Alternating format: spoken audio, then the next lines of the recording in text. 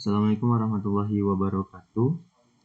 Om Swastiastu, salam sejahtera untuk kita semua, namo buddhaya, salam harmoni. Perkenalkan, nama saya Hasanuddin, 18130311020. Pada kesempatan kali ini saya akan menyampaikan jawaban dari LKM 2, pengantar kewirausahaan.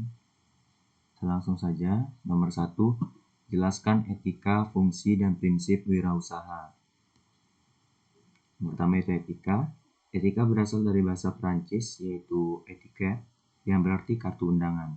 Nah, zaman dahulu itu para raja-raja memberikan etiket atau kartu undangan tersebut yang di dalamnya berisi aturan-aturan seperti waktu dan pakaiannya. Etika usaha atau etika bisnis adalah cara-cara untuk melakukan kegiatan bisnis yang mencakup seluruh aspek yang berkaitan dengan individu, perusahaan, industri, dan juga masyarakat. Etika bisnis dapat diartikan sebagai suatu kode etik perilaku pengusaha berdasarkan nilai-nilai moral dan norma yang dijadikan tuntunan dalam berusaha dan memecahkan persoalan-persoalan yang dihadapi dalam suatu perusahaan. Etika wirausaha diantaranya adalah seperti kejujuran, bertanggung jawab, menepati janji, disiplin, suka membantu, komitmen, dan menghormati, serta mengejar prestasi. Adapun fungsi wirausaha memiliki dua fungsi pokok, yaitu membuat keputusan-keputusan penting dan mengambil risiko tentang tujuan dan sasaran perusahaan bidang usaha dan pasar yang akan dilayani, skala usaha dan permodalannya, dan tentang kriteria pegawai atau karyawan dan cara memotivasi dan mengendalikannya. Fungsi yang kedua itu mencari dan menciptakan berbagai cara baru, terobosan baru dalam mendapatkan masukan atau input, serta mengolahnya menjadi barang dan jasa yang menarik dan memasarkan barang dan jasa tersebut untuk memuaskan langganan dan sekaligus memperoleh keuntungan. Selanjutnya itu prinsip wirausaha. Yang pertama itu jangan takut gagal. Maksudnya di sini adalah dalam berwirausaha itu kita seperti belajar berenang. Kita sudah menguasai teori-teori belajar berenang, namun itu tidak akan berguna jika kita tidak mempraktikkan. Jadi maksudnya di sini jangan takut gagal, maksudnya adalah jangan takut untuk mencoba terlebih dahulu dalam berwirausaha. Yang kedua yaitu penuh semangat. Seorang wirausaha yang sukses adalah orang yang penuh semangat. Seorang wirausaha akan banyak melewati proses atau perjalanan. Jadi jika tidak memiliki semangat yang bagus, maka perjalanan itu akan gagal. Yang ketiga itu kreatif dan inovatif. Seorang wirausaha harus bisa berpikir untuk menciptakan sesuatu yang baru atau berinovasi, sehingga diperlukan suatu pikiran yang kreatif dan inovatif. Yang keempat itu bertindak dengan penuh perhitungan dalam mengambil risiko. Nah, setiap kegiatan usaha atau setiap pekerjaan itu menanggung atau memiliki sebuah risiko. Nah, risiko ini ada dan tidak bisa dihilangkan. Nah, tetapi risiko ini bisa dikurangi. Misalkan dari risiko yang tinggi, kita kurangi jadi risiko yang rendah. Jadi, seorang wirausaha itu harus bisa bertindak dengan penuh perhitungan sebelum mengambil risiko. Risikonya tinggi, sedang, atau rendah seperti itu. Selanjutnya itu sabar, ulet, dan tekun. Seorang wirausaha akan banyak mengalami hambatan dalam perjalanannya, dalam prosesnya, sehingga diperlukan sebuah kesabaran, keuletan, dan ketekunan dalam menjalani sebuah usaha tersebut. Yang keenam yaitu optimis. Seorang wirausaha harus memiliki prinsip yang mampu memotivasi kesadaran, sehingga apapun usaha yang dijalankan harus tetap optimis. Ketika seorang wirausaha itu berpikir positif, berpikir bahwa saya pasti bisa, atau memotivasi dirinya sendiri, optimis bahwa dia bisa, maka kesuksesan itu akan datang. Tapi kita harus tetap juga, selain kita berpikir untuk optimis atau berpikir positif, kita juga harus tetap bekerja dengan baik, ya, kerja keras seperti itu. Lalu yang nomor 7 adalah ambisius. Seorang wirausaha ini harus memiliki ambisi yang baik. Jadi kita sebagai wirausaha itu harus memperhitungkan dengan matang dan sungguh-sungguh dalam mengerjakan suatu usaha. Yang kedelapan yaitu pantang menyerah. Nah, dalam wirausaha kita tuh akan mengalami hambatan, rintangan, dan lain-lain. Jika seorang wirausaha itu memiliki rasa pantang menyerah yang rendah, kemungkinan sebelum dia sukses menghadapi tantangan tersebut sudah menyerah terlebih dahulu. Maka di sini prinsip seorang wirausaha itu pantang menyerah. Yang kesembilan, peka terhadap pasar dan dapat membaca peluang pasar.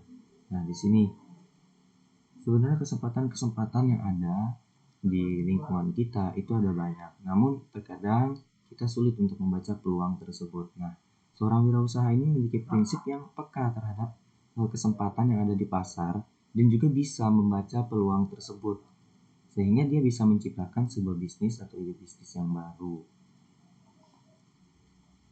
Terus selanjutnya yang nomor 10, berbisnis dengan standar etika. Nah, maksudnya di sini adalah standar etika seperti norma-norma, aturan, perundang-undangan, dan lain-lain. Seorang wirausaha itu harus mematuhi norma atau aturan itu. Lalu selanjutnya itu mandiri. Seorang wirausaha itu harus bisa bekerja secara mandiri. Maksudnya di sini tidak bergantung pada pihak-pihak lain atau pemangku kepentingan atas usaha yang dimilikinya. Lalu selanjutnya itu jujur. Seorang wirausaha harus jujur. Nah, kejujuran ini adalah prinsip yang menurut saya seharusnya ditaruh di nomor 1, karena kejujuran ini jika tidak dilakukan maka wirausaha tersebut dapat dikatakan gagal walaupun sebenarnya terlihat sukses gitu, karena di dalamnya tidak jujur. Selanjutnya peduli lingkungan. Seorang wirausaha juga harus peduli lingkungan. Jangan sampai perusahaan tersebut mencemari atau merusak lingkungan, baik itu lingkungan sekitarnya, lingkungan sosialnya, ataupun lingkungan hidup yang ada di situ. Misalkan pencemaran seperti itu. Baik, selanjutnya nomor 2, jelaskan jenis dan bidang usaha. Ada 3 jenis yang dikategorikan secara umum, yaitu jenis usaha produksi, yang kedua usaha perdagangan, dan yang ketiga usaha jasa. Usaha produksi adalah usaha yang terkait dengan mengubah bahan baku menjadi produk, sedangkan usaha perdagangan dapat dikelompokkan menjadi usaha retail dan distributor. Usaha perdagangan adalah usaha penyaluran barang dari produsen sampai ke konsumen atau masyarakat. Lalu yang ketiga itu usaha jasa, terkait dengan usaha yang mengandalkan pada sumber daya manusia sebagai keunggulan bersaing. Nah, dari tiga jenis kategori umum tadi, 3 jenis usaha secara umum tadi, itu dapat dikelompokkan menjadi beberapa bidang, yaitu bidang usaha produksi. Bidang usaha produksi adalah segala sesuatu yang menghasilkan barang, baik dalam bentuk penggalian atau pengelolaan sumber daya alam, produk pertanian, produk perkebunan, peternakan, maupun mengolah bahan mentah menjadi bahan siap pakai. Lalu yang kedua itu ada bidang usaha perdagangan, terbagi menjadi usaha retail. Nah, usaha retail ini sendiri dapat dibagi lagi menjadi usaha retail bertoko ataupun usaha retail tidak bertoko. Bidang usaha ini menjual jenis produk yang dibuat oleh usaha produksi, kemudian ditawarkan ke warung, toko, minimarket, dan lain-lain. Selain usaha retail, juga terdapat usaha distributor yang fungsinya juga sama, yaitu memasarkan produk yang dibuat oleh usaha produksi. Namun bedanya distributor dengan retail adalah distributor itu dalam skala besarnya. Lalu selanjutnya itu bidang usaha jasa. Bidang usaha jasa selain faktor sumber daya teknologi, keuangan, dan pemasaran, maka sumber daya manusia sebagai sumber dalam bersaing.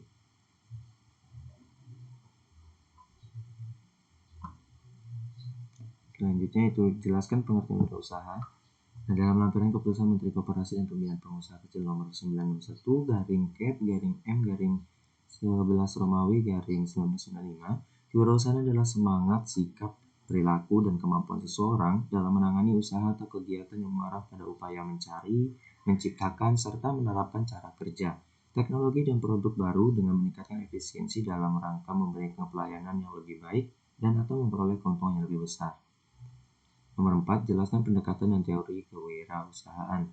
Nah, pendekatan kewirausahaan itu ada pendekatan makro dan pendekatan mikro. Pendekatan makro menjelaskan tentang faktor yang mempengaruhi sukses atau gagalnya kewirausahaan. Ada 3 aliran dalam pendekatan ini, yaitu aliran pemikiran lingkungan. Ini berkaitan dengan faktor-faktor eksternal seperti faktor lingkungan sosial, lingkungan sekitarnya, maupun lingkungan hidup yang ada di situ.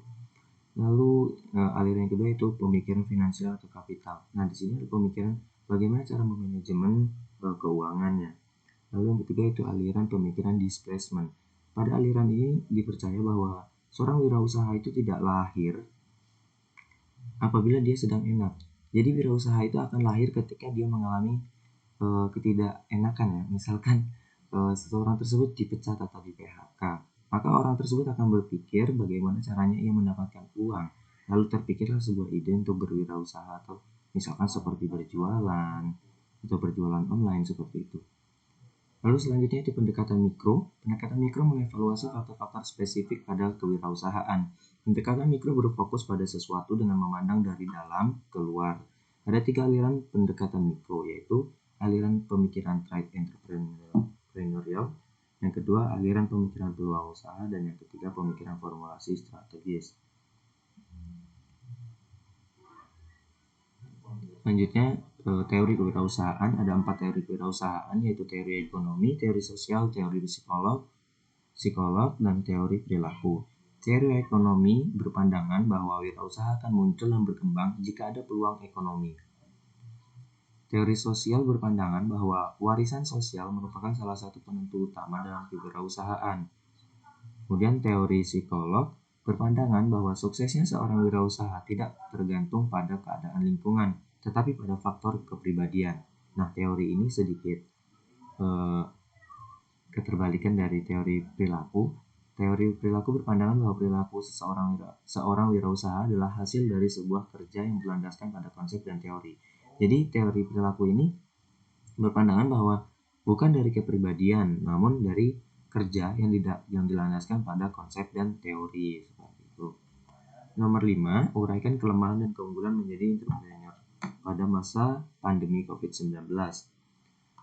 Kelemahannya, kita semua tahu bahwa pada masa pandemi COVID-19 ini usaha-usaha menjadi sepi karena aturan-aturan pemerintah ataupun rasa takut yang dimiliki oleh masyarakat untuk keluar seperti itu. Jadi usaha-usaha semakin sepi. Bahkan dengan adanya aturan-aturan seperti P3K atau PSBB itu memaksakan suatu usaha atau bisnis-bisnis mengalami penurunan keuntungan. Bahkan ada perusahaan-perusahaan yang sudah merugi. Inilah kelemahan entrepreneur pada masa pandemi COVID-19. Namun keunggulannya juga kita dapat melihat bahwa saingan dengan kompetitor sedikit berkurang, karena itu tadi kelemahan yang tadi itu menyebabkan usaha-usaha banyak yang tutup seperti itu. Nah, disinilah saingan dengan kompetitor akan sedikit berkurang. Lalu banyak peluang yang ada karena banyak orang takut rugi saat pandemi. Kemudian mengasah kreativitas untuk berinovasi. Nah, keunggulannya itu seorang pengusaha akan mengasah kreativitasnya untuk berinovasi. Apa yang harus dilakukan ketika terjadi pandemi seperti ini? Mungkin saja dapat menggunakan teknologi yang ada, dipindahkannya perusahaan-perusahaan yang penjualannya dilakukan secara konvensional atau offline dilakukan secara online melalui marketplace atau melalui platform seperti Tokopedia, Shopee, atau yang lainnya. Jelaskan karakteristik wirausaha yang menarik dalam masa pandemi COVID-19. Menurut saya, karakteristik wirausaha yang menarik dalam masa pandemi COVID-19 ini yaitu yang pertama rasa percaya tinggi, maksudnya di sini rasa percaya tinggi yang tinggi, rasa percaya diri yang tinggi maksudnya. Nah, mengapa saya katakan rasa percaya diri yang tinggi? Karena seorang wirausaha di masa pandemi ini harus memiliki rasa percaya diri yang tinggi. Jika tidak memiliki rasa percaya diri yang tinggi, maka mungkin saja dia akan takut untuk rugi, karena banyak sekali perusahaan-perusahaan yang sudah rugi di masa pandemi ini. Lalu yang kedua itu pemikiran yang kreatif dan inovatif. Seperti yang saya katakan tadi, bahwa di masa COVID-19 ini seorang pengusaha harus bisa berpikir kreatif atau harus bisa mengasah kreativitasnya untuk berinovasi atau melakukan terobosan-terobosan baru, dan juga inisiatif dan produktif. Nah, inisiatif ini seorang pengusaha harus bisa berinisiasi untuk melihat sesuatu dan menjadikan itu sebuah peluang, dan setelah kita mengetahui peluang tersebut, kita harus bisa produktif atau memanfaatkan peluang tersebut. Lalu selanjutnya itu berani mengambil risiko. Nah, ini agak mirip dengan yang rasa percaya diri tadi, karena risiko yang akan dialami pada masa pandemi ini, risiko rugi, risiko keuntungan yang sedikit ataupun menurun atau minus, itu akan semakin tinggi seperti itu. Jadi seorang wirausaha harus berani mengambil risiko pada masa pandemi ini. Dan yang terakhir itu komitmen dan bertanggung jawab. Seorang pengusaha itu harus memiliki komitmen, jangan ketika menemukan suatu masalah ia langsung berhenti. Seharusnya harus dihadapi masalah tersebut, harus berkomitmen bahwa usaha ini harus terus berjalan sampai sukses. Nah, ini nomor 7, uraikan sukses story bidang usaha dalam masa COVID-19. Ini merupakan cerita Gali Ardian, seorang milenial berusia 25 tahun, lulusan desain produk asal Surabaya. Ia mulai tertarik dengan usaha produk berbahan kulit otsa sejak tahun 2015. Awalnya ia hanya fokus menjual sepatu formal dan boots kulit, namun ternyata tidak terlalu laris. Akhirnya ia menciptakan produk lain yang lebih dibutuhkan oleh masyarakat, mulai dari dompet, lanyard, hingga sabuk kulit. Dalam menjalankan usahanya, ia menggunakan bahan baku lokal berkualitas yang tidak kalah saing dengan kulit impor, yaitu kulit nabati atau vegetable canned litter. Ia bekerja sama dengan para penyama kulit di Jawa Tengah seperti Magetan, Magelang, dan Yogyakarta. Alasannya memilih kulit nabati adalah menjadi keunikan khas yang dimiliki produk otsa. Selain itu juga kulit nabati ramah lingkungan karena disamak menggunakan bahan alami berupa ekstrak pepohonan. Kulit nabati memiliki ciri khas warna natural yang berubah seiring waktu. Masa pandemi ini membuat Gali berfokus untuk menjual produknya melalui platform digital seperti Tokopedia. Ia terus menjaga relevansi bisnisnya dengan tren dan kebutuhan masyarakat saat pandemi dengan berinovasi. Saat ini sedang demam bersepeda. Ya, kita ketahui bahwa saat ini sedang musim untuk bersepeda seperti kota-kota besar.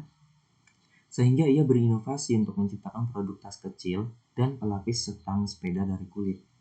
Hal inilah yang membuat Gali dapat dikatakan sukses berbisnis ketika dalam masa pandemik COVID-19. Itu saja yang dapat saya sampaikan. Jika ada kesalahan kata ataupun yang lainnya, saya mohon maaf. Saya akhiri. Wassalamualaikum warahmatullahi wabarakatuh. Om Santi Santi Santi Om. Terima kasih.